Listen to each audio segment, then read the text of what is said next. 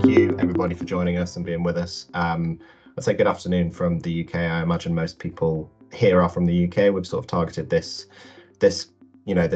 breakout session to a UK audience. So yeah, big thank you for being with us. It's a real privilege to be part of the event. I hope it's going to be worth everybody's while today. So my name is Oliver Contis. I'm the sales and account management lead for Kerv within the nonprofit division, and I'm joined by Mandeep Pradhan, who's going to be running the session today. So I'll let him introduce himself shortly when I hand over. But just as a brief background to Kerv, again, I apologise if people were on the last session. You may have heard this already, but we're very close partners to Microsoft's Tech for Social Impact team. We've been working with them since that was founded, and we've been at the forefront of several of its product launches over recent years. So the reason we're here today is a sort of educational piece, a sort of coming together of different partners to share some knowledge around one of the Tech for Social Impact team's latest products, which is known as Microsoft Cloud for Nonprofit.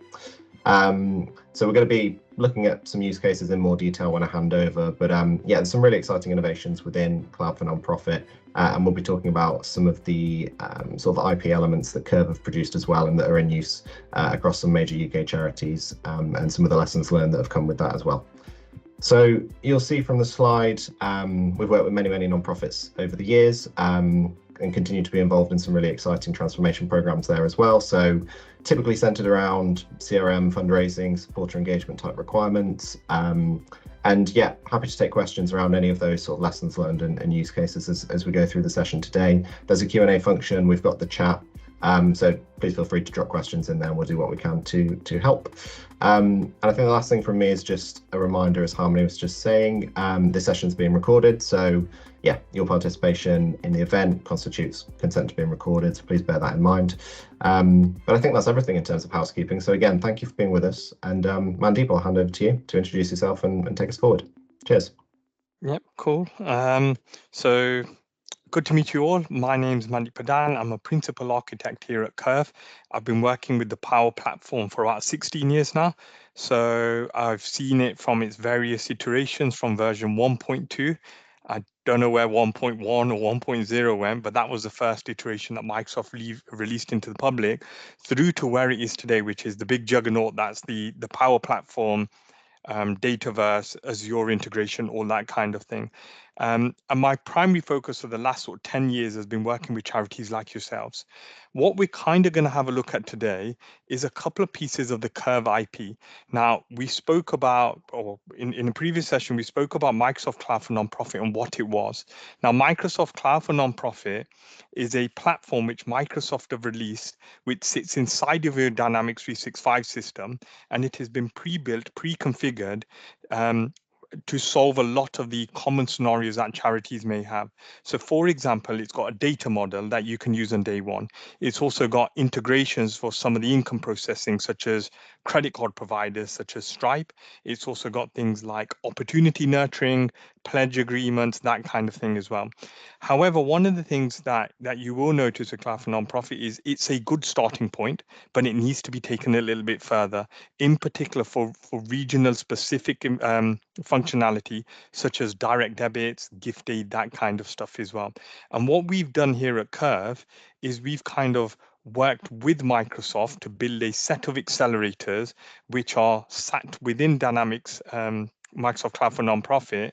And what it gives you is it plugs some of those gaps for you. So I'm going to flick on a couple of slides, and what I'm going to show you today is kind of what that very simple layered approach looks like, what the kind of the fit gap analysis was, and then we're going to get straight into our accelerators.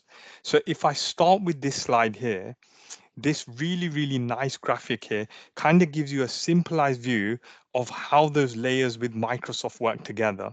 Now, what we've got at the bottom is you've got the main Microsoft cloud, so your M365, your Azure, all of that infrastructure, all of your environments, all of that kind of stuff. And then the orange block on top is your CRM system. So that's Dynamics 365 or Dataverse. Now, what Microsoft have done is they've developed that green layer there as a pre-configured product.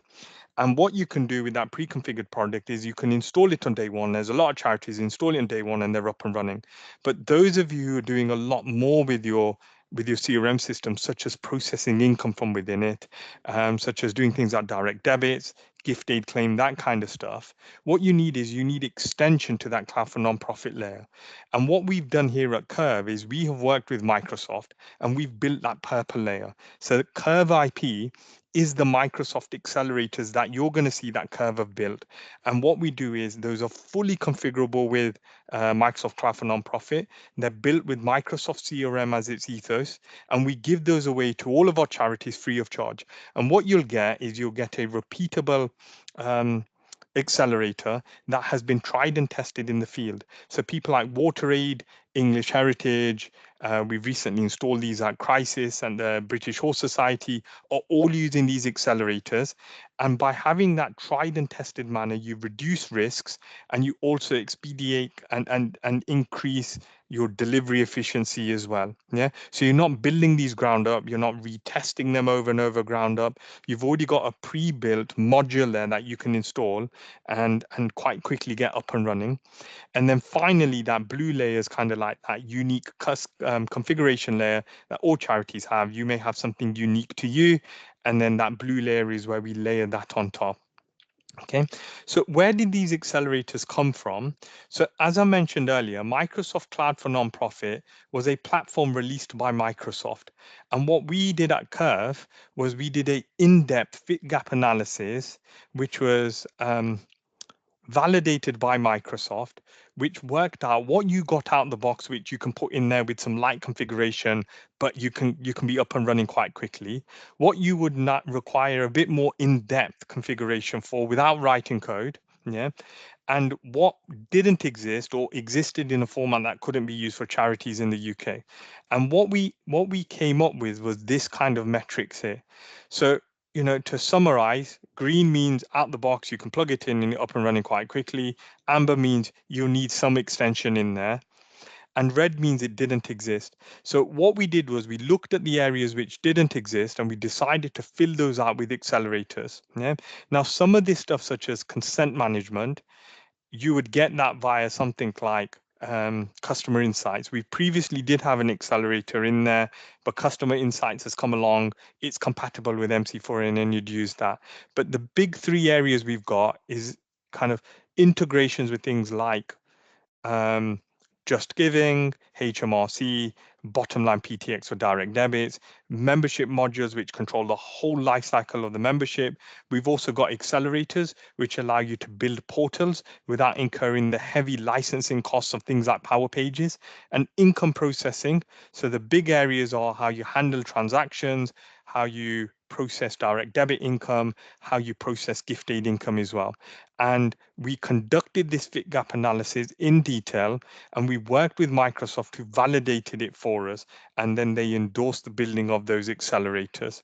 And as I mentioned earlier, they're fully compatible with those layers of the cake you saw earlier, and we give those away free of charge. Yeah? So once we give them away in a royalty-free license, they're yours to take forward. You can, further configure those, you can further customize those, and the key thing around it is you are not locked to the partner in regards to those. We hand those over to you free of charge. Okay. So I'm going to flick on to the next slide and just talk about a little bit about what is an accelerator. Now, an accelerator is not a product, and it is a process or tool which speeds up results such as delivery. Yeah. So it's there, instead of taking 3 months to do direct debit, you can do it in 2 weeks. Instead of taking a month to do gift aid, you can build it out in a few days. And what it does is it improves that time to value processing you've got. It's been pre-configured, pre-tested. It's been preloaded in environments just like like the ones you may have. It's tried and tested. And as I mentioned earlier, there is no vendor lock-in. We give these away free of charge, and we don't say you pay us a license fee and you must come to us for everything regarding these accelerators. And another key point, as I mentioned earlier, is it is fully compatible with the underlying platform that you get. Okay. Now, before I go into the demo, I want to show you something called a data mill. Yeah. Now, data mill is a piece of technology which Kerv Digital have built. And what it is a embedded integration tool for Dynamics 365. And what you give it is you give it a source, and what it will then run through is something called a pipeline, which we'll see shortly. And what the pipeline will do is process the data that it gets. It will process the data, transform the data, it will give you results, and it will then push the data into a target state. So think of the source being anything you want. So the source could be an API, could be the Just Giving API. You bring the data in, the data mill pipeline processes that data and creates fundraising pages, it creates income pages, that kind of stuff in Dynamics. The source could also be dynamics. So it could be things like, give me a list of income, which is due for gift aid. The pipeline will process that gift aid for you and spit it out into a target form. Or it could be just as well, give me a list of claims or direct debits. It will process that claim for you, build that claim, and push it out to the target state for you. So it is a piece of technology which underpins all of the accelerators that we're suggesting here, and we give this free of charge to you. You install it in Azure, and the way it works is via a SQL mirror engine. So it takes snapshots of your database. So CRM isn't doing the heavy lifting, so you don't get performance issues in CRM. And outside of CRM, it can run through the processing very, very quickly. For example, we've got WaterAid's hundreds of thousands direct debit down to like a few hours of processing, whereas previously it will take a few days. So data mill is a really, really important engine that we're going to have a look at. And what I'm going to do is I'm going to dive straight into transaction management and direct debit. But before I do, I'm just going to introduce you to a couple of personas. So I'm going to introduce you to our potential regular giver. So Dave Parker is a supporter, and he has rang in our charity, and he wants to make a regular gift for £10 a month. And we need to set that £10 a month up. And what we've got is we've got Alan, who works in our supporter care team. Alan's responsibilities include setting up those direct debits. And once the direct debit has been set up, Alan is kind of responsible for sending or submitting the lodgement or the instruction to the direct debit bureau and producing a direct debit claim each month and processing the rejections from that claim, that kind of thing. And the journey enlisted here that we're going to have a look at is Dave is going to call in the charity with a request to create a new direct debit.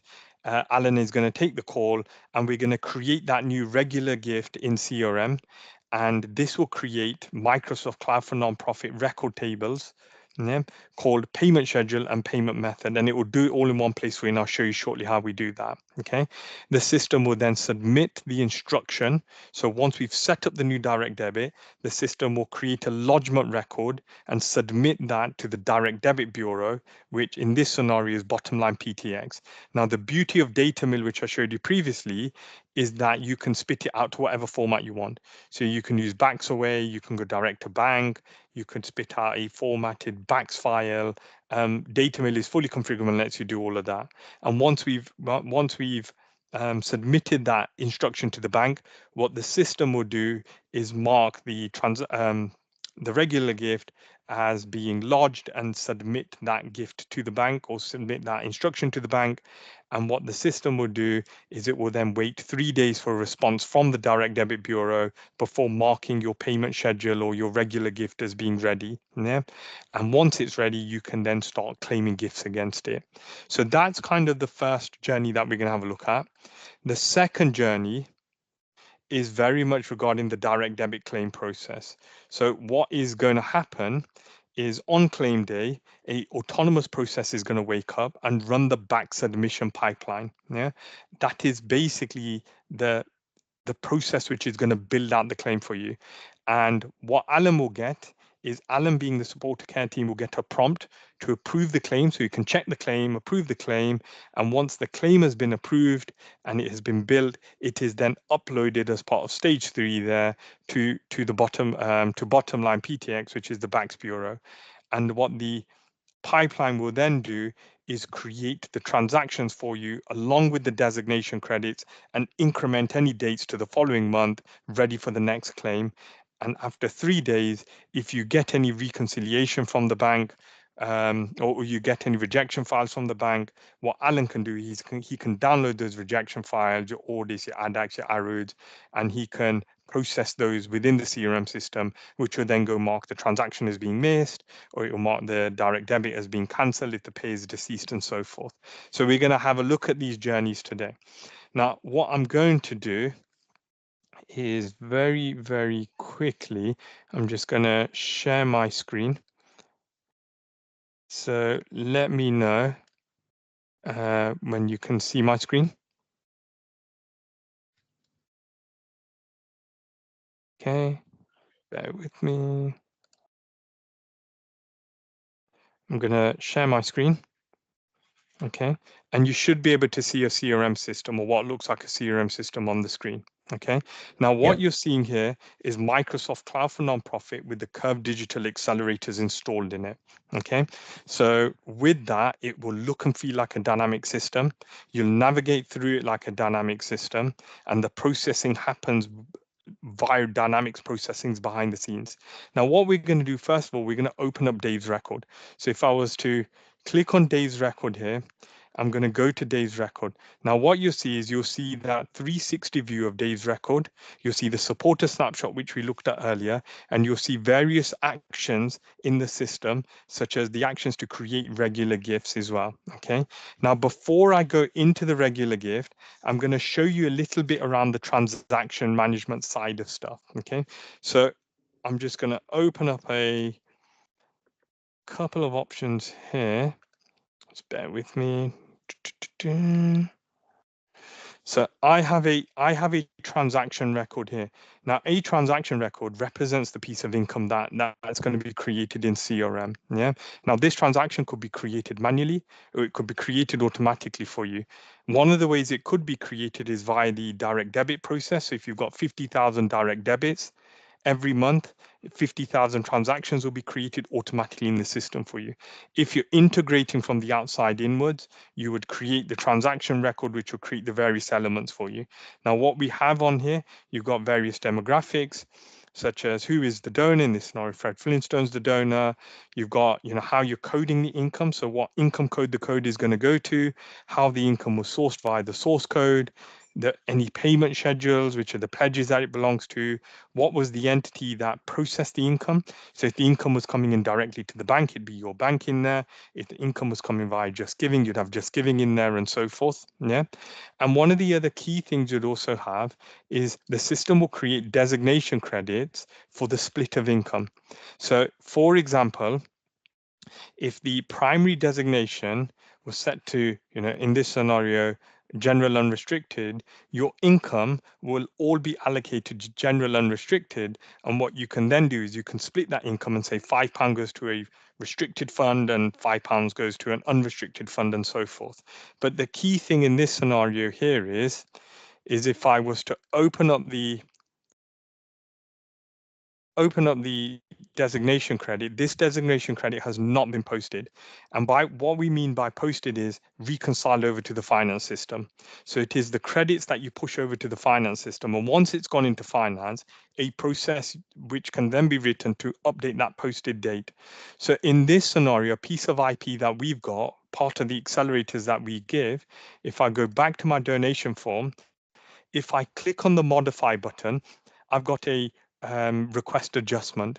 And by requesting an adjustment, this basically means you can adjust the piece of income.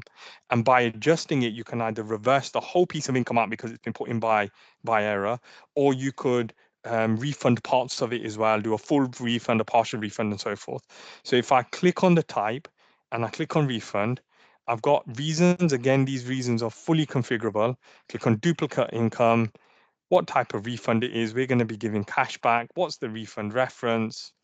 So I can put 1, 2, 3, 4, 5, 6 in here. Okay.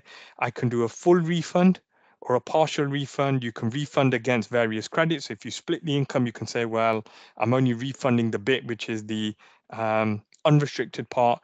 I'm going to click on submit. And what the system will then do is it will reverse that part out for you. Okay, so this lets you manage your adjustments. It lets you manage your transactions in a way that out the box doesn't let you do. Yeah, so if we go in here, the amount is now set to 0 and the status is set to refunded.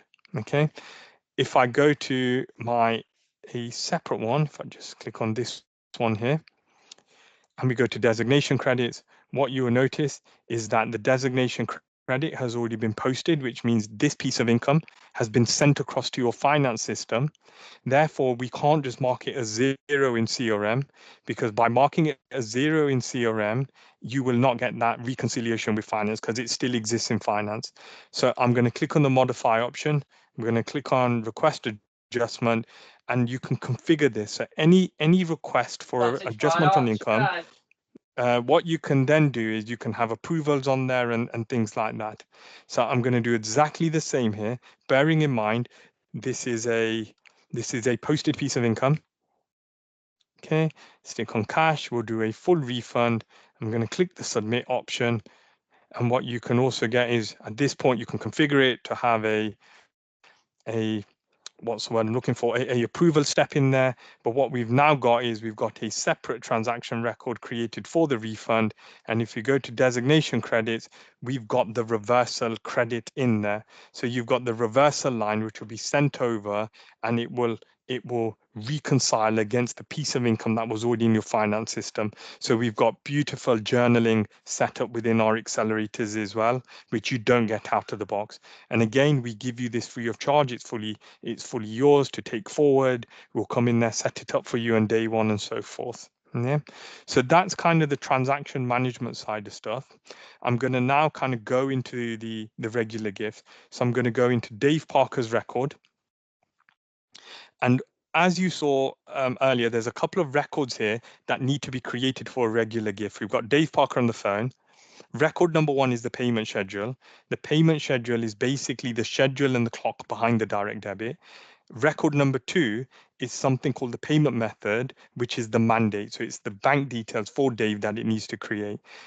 Microsoft Cloud for Nonprofit has created 2 separate records for that. And the reason is you may have more than one schedule against the same mandate. And therefore, without creating multiple mandates, you can just hang those in and so forth. But from a user experience point of view, it's quite difficult to create 2 records in one go. So what our accelerator lets us do is it lets us click on the Create New Regular Donation button. And we've got a really nice streamlined form here. And what I'm going to do is I'm going to create a regular donation for £20. I'm going to select the frequency in here. I'm going to select the payment run in here, and I'll show you what the payment run is shortly. I can select the campaign. I can select the appeal that this regular donation was acquired under. Okay. I'm going to select the designation. So how we're going to code all the income that's going to be created monthly, what the regular source is, so the website. Yeah. And down here, I'm gathering the details of the actual mandate. So the bank details for Dave Parker. If I've already got a mandate, I can select an existing mandate, or I can create a new one. So in this scenario, we're going to say Dave's Bank. I'm going to put in some bank details in there. If I put in bad format in there, if I try and save now, the system will come back and say the sort code is not in the right format. So I'm going to change the sort code to the right format. So it's 6 figures. Okay, click on save. And what the system will now do is saying, right, okay, there is a bank checker built into our accelerator using something called locate. And what the bank checker will do is it will validate whether those bank details are actually valid or not. Do they exist? And if they don't exist, it will stop you from saving the record there and then. You can wire that into your websites as well. If you're capturing regular donations via website, but what it does is it increases the chances of this making it through into the direct debit run and reduces the chances of a audit rejection coming back. So what I'm going to do here, I'm going to put in some test details that do exist.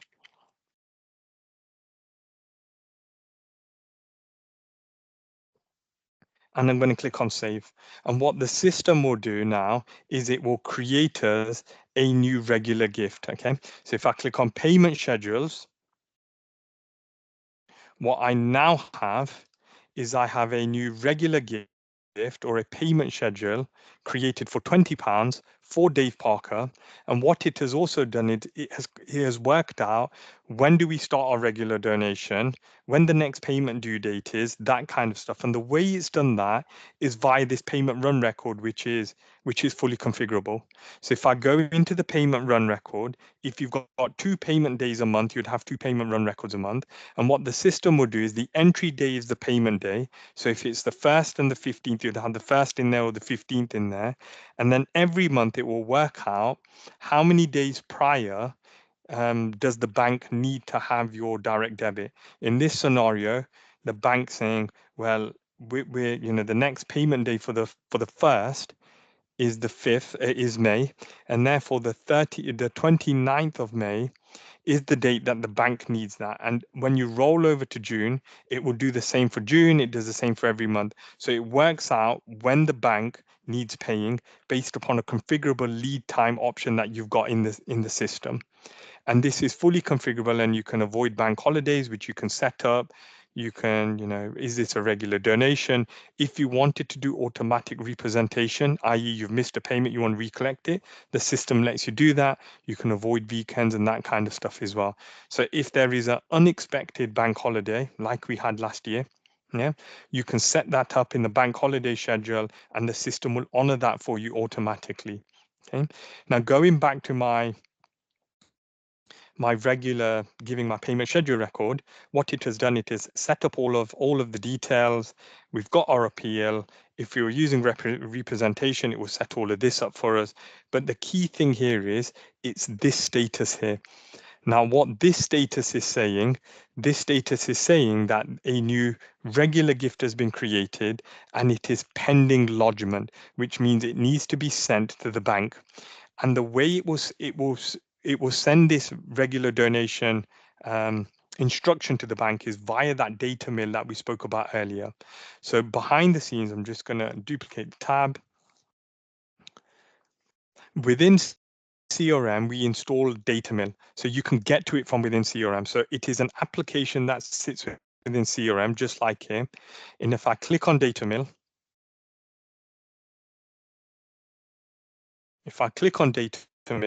we've got various pre-configured processes in the system for you. So you've got processes for handling direct debit rejections, you've got processes for the lodgement, which is the one we're going to have a look at shortly. You've got the submission, you've got gift aid, you could create processes for just giving and so forth. I'm going to click onto the direct debit lodgement for backs, and I'm going to click on the run button. Now, all of this will be done automatically overnight for you. I'm just running it now because for the purpose of the demo. So I'm going to give it a name, backs lodgement. I'm going to click on OK, and behind the scenes, that process will now run. Okay. Now, if I go to pipeline runs, what you'll see is this process has been started. Okay. If I was to open up a completed one from earlier, it will give you a summary of that process running. Now, these will run automatically every night. You can run them manually. You can have them running on a wizard-based approach, that kind of thing. But what it will show you is it will show you the records that it's processed, and it will show you the records that it's created. And it's really, really configurable, and each step can be configured as well. So if I was to click on data trail, what the system will give me is it will give me an idea of the record that was processed during that particular pipeline run. Yeah, so you can actually see that, and you can toggle between multiple records as well. So you can see your data as it's being processed. If the data is incorrect, you've got a corrections tab. Moment, I've got no corrections in here. I'll show you one shortly from earlier. The corrections tab will show you where the data was wrong, where you can go in and fix the data and rerun the pipeline. So it gives you all of that flexibility. It is a highly intelligent data processing tool, is data mill. Yeah, you can also have review stages and so forth. Now, these pipelines take a few minutes to run because some of them can be quite heavy processing. Okay, but what you will ultimately get as part of this pipeline is, if I was to show you, if I go back into the system in pure Blue Peter style, here is one I've made earlier, and what the system will do is mark the record as being pending, which basically means this payment schedule has been lodged to the bank. What our pipeline is physically doing is it's building an instruction file every night with all of the new instructions which are marked as pending lodgement and submitting those to Bottomline PTX for you. Now you would go into Bottomline and you'd hit the submit button, but it is a autonomous integration. You don't have to download any files. You don't have to manipulate the files. It will do that submission for you. Yeah? And once it has done that, it will then run a secondary pipeline, which then goes and updates the status to pending. Okay, now the reason it does that is the secondary pipeline is configured in my system to run after 3 days. And the reason we're saying 3 days in, the bank may reject the instruction, and therefore you may get an audit rejection file pop in. And what that audit rejection file will let you do is it will let you go in and process via a pipeline, which I'll show you shortly as well. But what you've got is you've got an updater which then runs after 3 days, which saying, well, after 3 days, we've not had a rejection come in, therefore mark my payment schedule as being pending. Now, what it will do is it marks it pending on the first collection. Yeah. And then subsequent collections, it then updates the pending to active, because if it's going to fall over with the bank, it's normally on the first one. So it gives you a chance of isolating those first ones if you wanted to. And it also lets you do things like running thank you letters on anything which is pending. So you may want to run a thank you letter on the first payment that goes out and then not on the subsequent ones and so forth. Yeah. So that is kind of the pending record.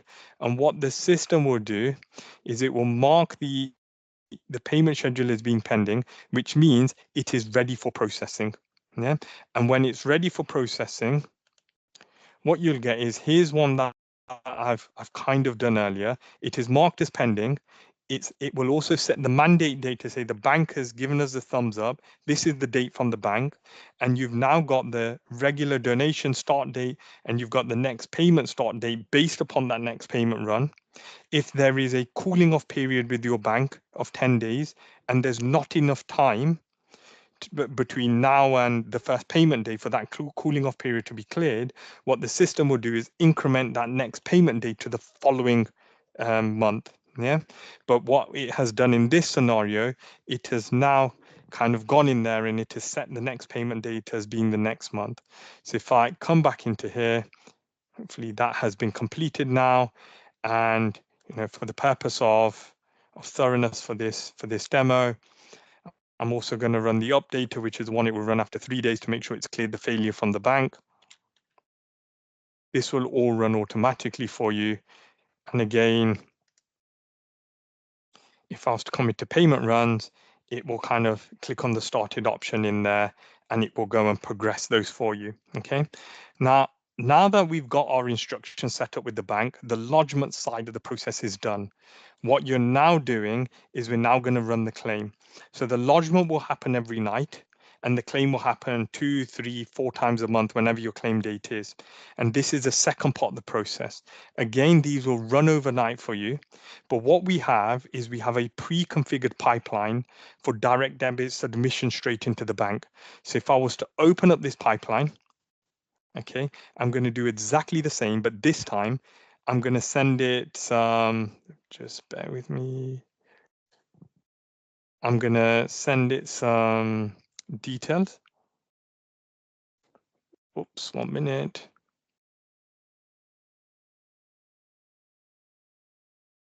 I think I lost the screen share. Just bear with me. I'm just going to grab the screen share again. Okay. And what I'm going to give it, I'm going to give it some parameters. Now, these will be set up automatically for you, but this basically means run this pipeline as of the 29th of March. And the system will then run a pipeline. And the pipeline will take a few minutes to run. But the difference between this pipeline and the previous pipelines, look, it's got nothing to claim, is that the previous pipelines just went through straight away.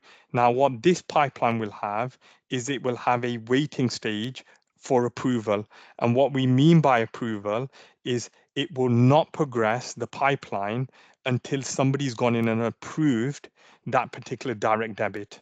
Okay, so you have an approval stage and you can fully configure the approval stage You can say if it's more than £10,000 a claim, then mark it for approved. But what Alan would have to do is he would have to go into the system and approve. I've got one here, yeah, which shows you that. So this was submitted overnight via Power Automate, so I didn't have to run it. And what I've got is I've got a review block, and the status is waiting on action. Okay, and if I click on approve, I've got various options in here, and I can click on the resume option, which will then progress my direct debit. Okay, now by progressing the direct debit, again, we've got an updater stage which waits 3 days before marking the transaction has been completed, because the bank could reject it in those 3 days.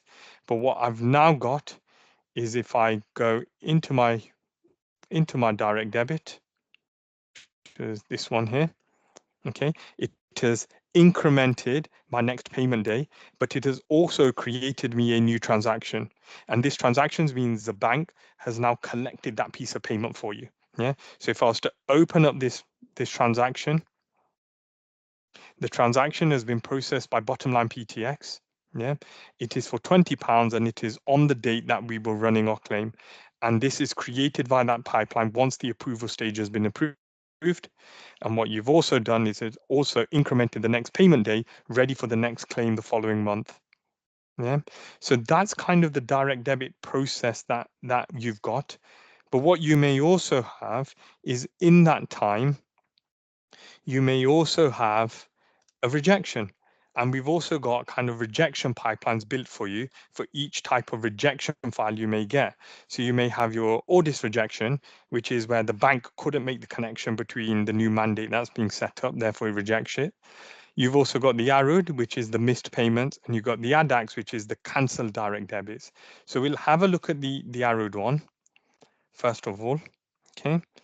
So if I open up the ARUD one, what I've got is I've got another pipeline, but this time I'm going to run this via a Power Automate. So I'm going to click on Flow. Okay, so you can run Power Automates. I'm going to click on Import File. So you would be sent a rejection file from the bank. You will pick up the rejection file, and you'd click on Import File. You'd click on the Import button. You would then select your file, just like I'm doing here, click on Open, and then click on Run Workflow, or click on Run Flow. What that will then do is run this pipeline for you. Now in this scenario, it's kind of started, it will take a couple of minutes, but what you will see evidently is that process being run for you. And if I show you on this record here, which is the one for that file, if I go to Payment Schedules Donor, here is a direct debit that was set up. It's got that bank reference there, or that payment reference, which is sent to the bank. If I was to show you the file that I uploaded, here is a copy of the file that the bank was sent to you. Yeah, the bank will give you that reference back saying it could not collect on this mandate. It will give you the details such as what the type is or the code, along with the description. You would upload this file into that data mill pipeline and let it run. It will then go and it will identify that payment schedule, just like it's done here, and it will process that payment schedule based upon the type of response you're getting back from the bank. So in this scenario, it was payer deceased. It has marked the payment schedule with a cancellation reason of it's coming via a BACS import, and it has also cancelled the direct debit for you so you don't claim it again. And what it has also done is if you go into the supporter's record, it has marked the supporter as being deceased so that the supporter can come off your segments and that kind of stuff as well. So it processes all of those rejections for you uniquely based upon the code that the bank sends back. Yeah. So that's kind of the end-to-end direct debit process. Yeah. Is there any questions on that so far before I move into gift aid? No? Cool.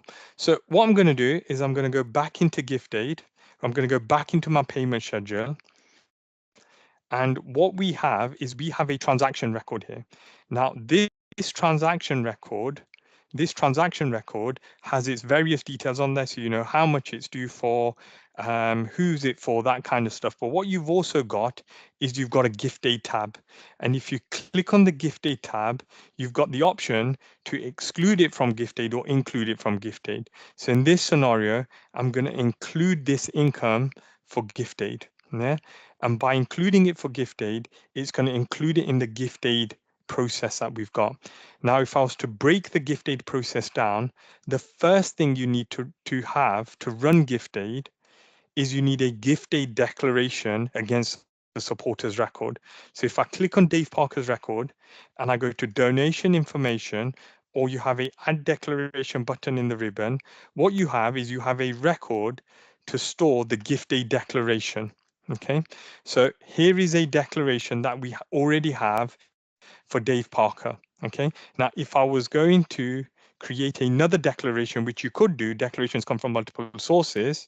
Okay, if I was to click on new gift aid declaration, what I can do is I can select what type of declaration it is.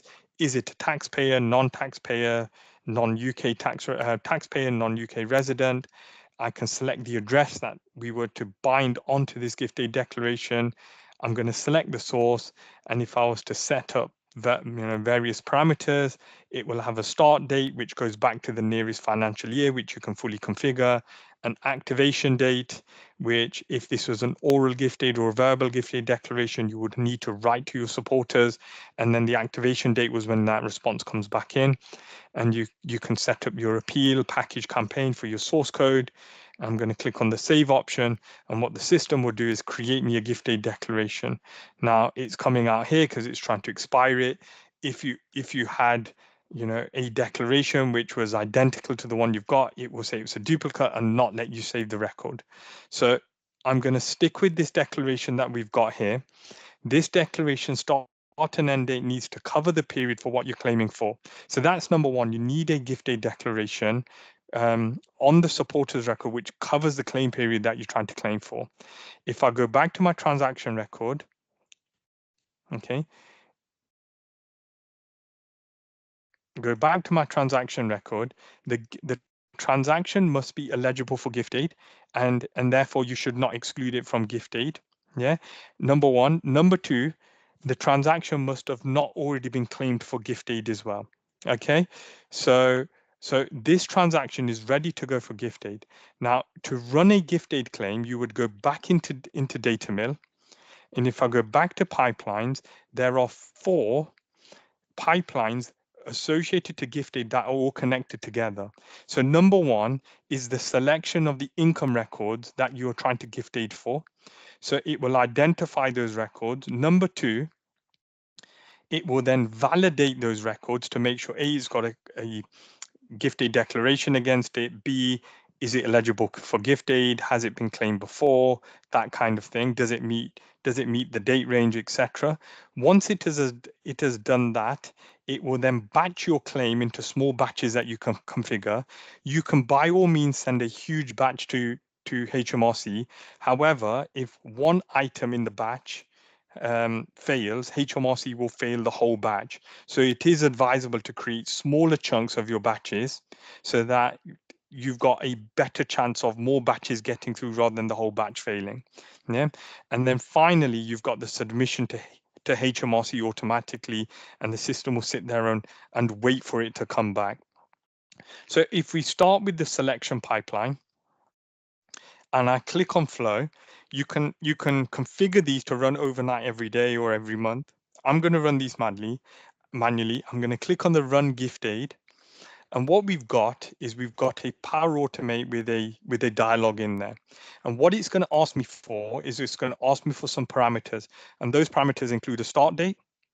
So if you say from the end of last month to the end of this month, and the backsuite option, which basically means any previously attempted claimed transactions that failed, I want to scoop those up and I want to resubmit those. And it also includes any refunded income where you need to send the income back to HMRC.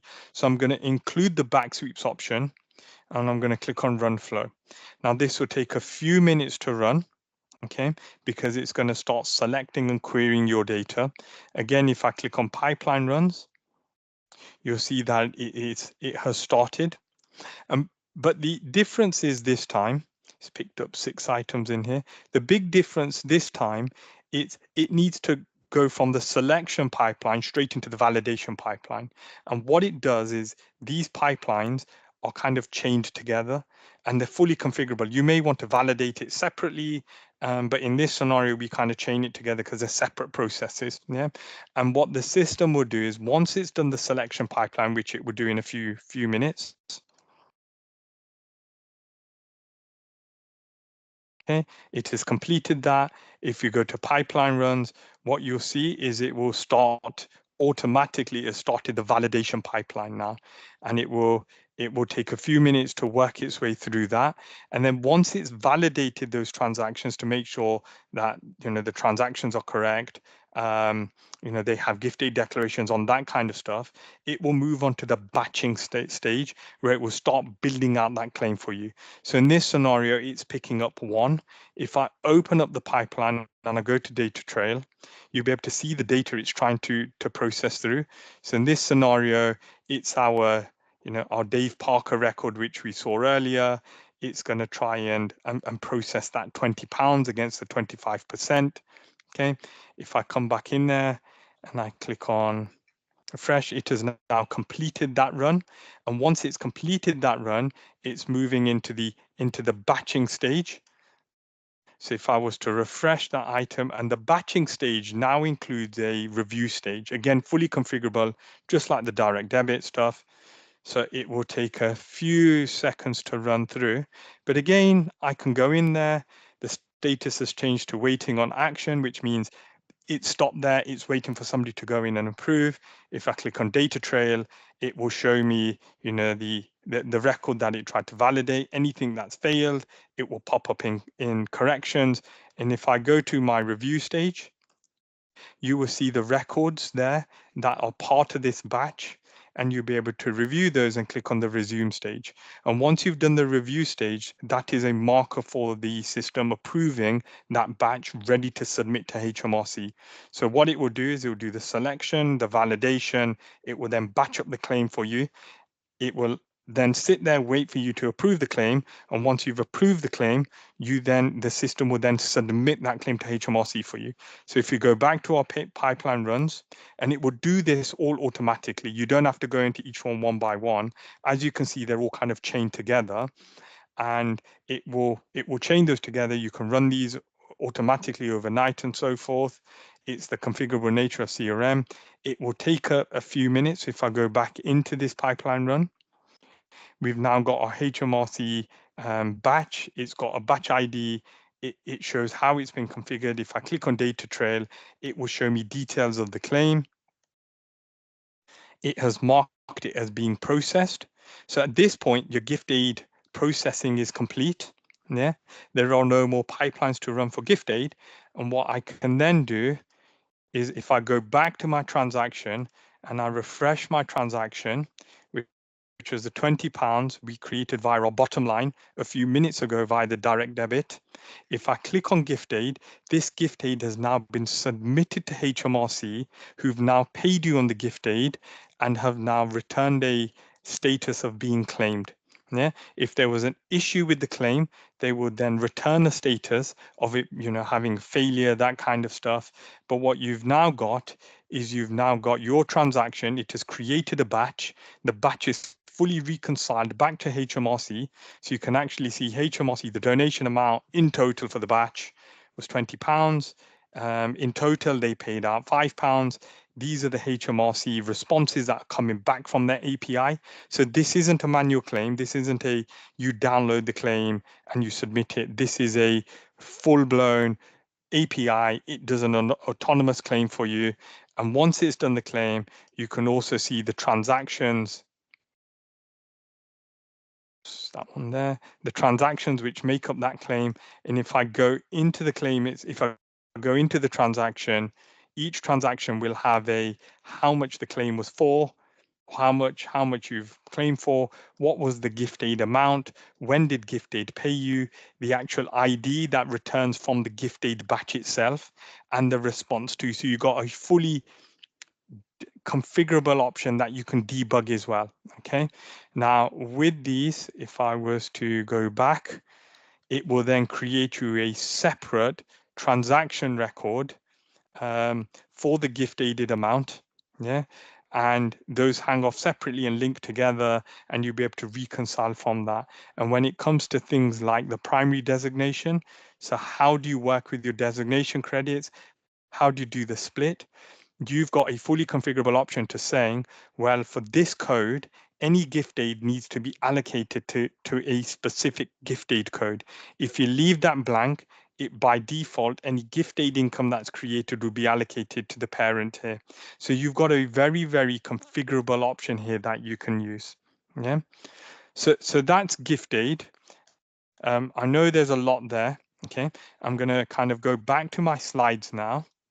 Okay. I'm going to go back to presenting Teams mode. And I'm just going to kind of reiterate the journey that we've just been on. Okay. So these annoyingly start right from the beginning again. So I'm just going to flick through.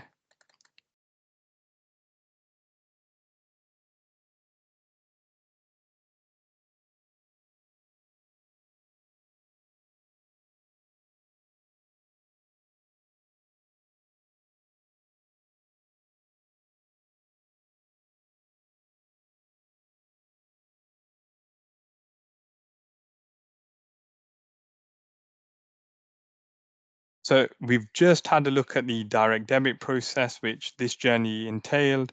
We've also just had a look at the gift aid process. So very, very similar, where what you had was you had Dave Parker who'd given you a donation, and that donation, you know, he'd expressed his wish for it to be gift aidable. Alan put the regular gift onto the system, and then another persona called Dan Knight was the person running those gift aid pipelines. Okay. And that journey was exactly as I showed you here. So what Dan did was Dan went into the system.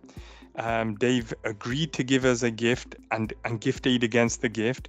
That gift aid, eligible for gift aid flag, was marked on the donation record. Alan then recorded a gift aid declaration against Dave's record, just as I showed you. And Dan then went into the data mill pipeline and he ran a claim. He put the start and the end dates for the claim in. And what that claim then did was it went through the selection process, the validation process, the batching process, before finally submitting to HMRC, and HMRC then paying you back the gift with the various demographics of that gift. So that's kind of my presentation today.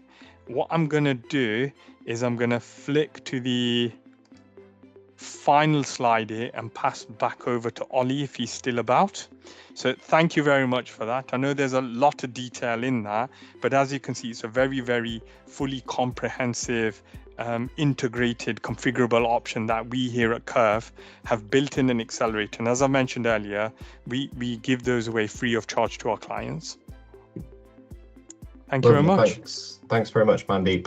Harmony's put some words in the chat, but yeah, we just want to thank everybody for being here today, and obviously those that are watching back as well. We really love the feedback on the event, so if you'd like to follow the link and fill in the post webinar survey, that would be much appreciated by ourselves, but also everybody at Microsoft Tech for Social Impact as well. So Harmony, unless there's anything else you'd like to add, we're a couple of minutes ahead of time, but I think we can probably close there. Yep, we're good. Thank you, everyone. Perfect. Thanks, everybody. Bye-bye. Cheers. Thanks. Bye.